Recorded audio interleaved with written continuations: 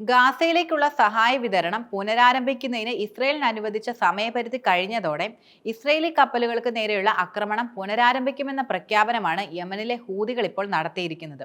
ഹൂതികൾ പ്രഖ്യാപിച്ച സമയപരിധി പാലിക്കുന്നതിൽ ഇസ്രയേൽ പരാജയപ്പെട്ടത് മൂലമാണ് ചെങ്കടലിലൂടെയുള്ള എല്ലാ ഇസ്രയേലി കപ്പലുകളുടെയും കടന്നുപോക്കൽ നിരോധനം പുനരാരംഭിക്കുന്നതെന്ന് സായുധ സംഘം പ്രഖ്യാപിക്കുകയും ചെയ്തിട്ടുണ്ട്.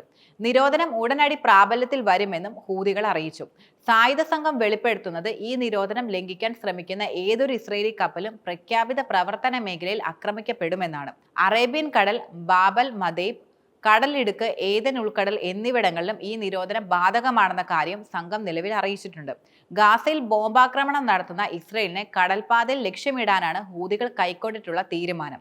ചെങ്കടലിൽ ഹൂതികളുടെ ആക്രമണങ്ങൾ ആഗോള വ്യാപാരത്തെ അടക്കം ബാധിക്കുകയും ചെയ്യും.